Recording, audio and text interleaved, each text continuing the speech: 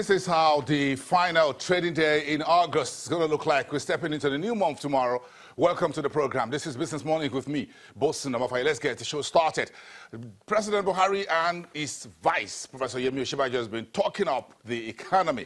So economy is kings, not missing any opportunity to talk about what the administration is doing and would love to do to get the economy up and running. Of course, if you saw the Bloomberg early this morning, Nigeria's economy is said to be on the cusp of recovery due to data. That's still over there in the social media, and everyone is swarming over that from this early today. But this is what the vice president says yesterday in Edo State when he went to commission the multi-billion naira new fertilizer plant that was revived under the Edo State government partnership with the Nigeria Sovereign Investment Authority, the NSIA. According to Professor Yemi Osinbajo, he says that the Buhari's administration takes private enterprise very seriously. He went on to say that we believe that government resources cannot bring about the rapid rollout we need, especially in the areas of infrastructure and industrial development. The vice president went on to say that it is the private sector that can do so by harnessing private capital and the great entrepreneurial spirit of Nigerians. I believe we can seriously leverage government resources and accelerate economic development. That's the vice president there sticking to the side of the economy and speaking of every opportunity he has. Okay, so the NNPC is one of the largest government corporations in Nigeria, largest by virtue of the various subsidiaries and companies within that entity. So the State Oil Corporation yesterday announced a major managerial shakeup that affects about 55 top officials of this oil corporation. And out of that, you can read how the folks from the various refineries are moved around, including the to the petroleum products marketing department of the, or subsidiary of the company. You can read all of that. Why was this done? According to the State Oil Corporation statement, the reshuffling was to help the State Oil Corporation meet the challenges ahead, number one, and number two, fill the gaps created by statutory retirement of some officers. We'll look at this shake-up in the NNPC down the rest of the week as we step into the new month. Meantime, the major oil marketers have issued a warning to everyone that they are going to begin a mass layoff of staffers.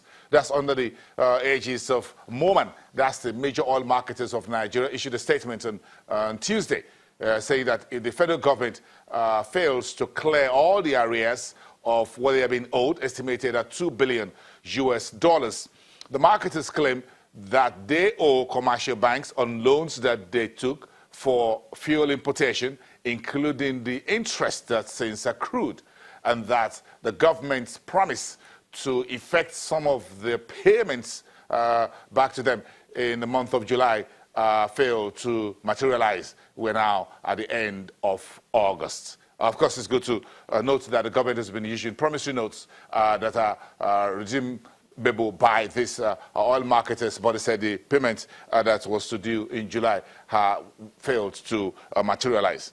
Okay, so in the next 24 hours, we'll be coming to the final month in the third quarter. That's September. What are we expecting? In focus is the second quarter GDP numbers that since been delayed by the National Bureau of Statistics. We didn't get that in the first 2 months of the third quarter.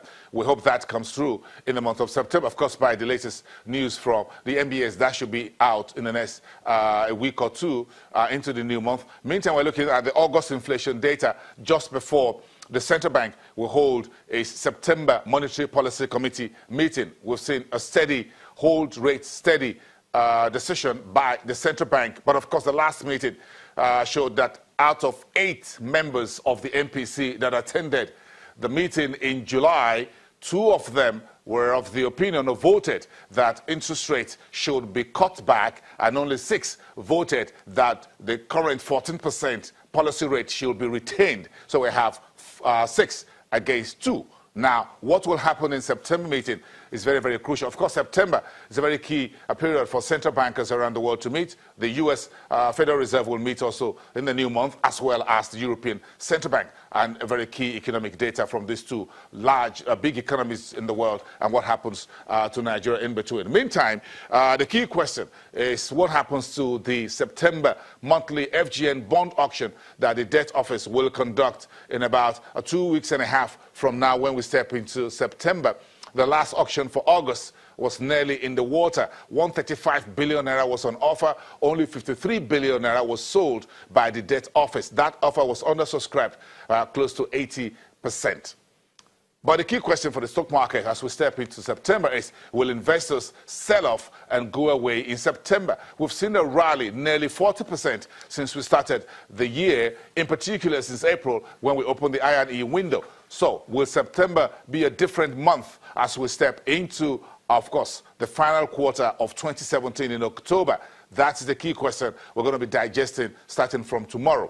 Meantime, in September, we're also looking for the updates on the economic recovery and growth plan, medium-term economic agenda of the Buhari's administration. Where is the implementation plan from from Udoma's budget, national planning ministry? Then we have the budget 2018 planning and preparations. Where are we? That we expect to have updates from the Kemi Adeosun and Udoma's finance and budget ministries. Then, of course, our friends at the National Assembly will be resuming from their recess. This will be the first time they'll be coming face-to-face with the president that returned to the country about a week ago.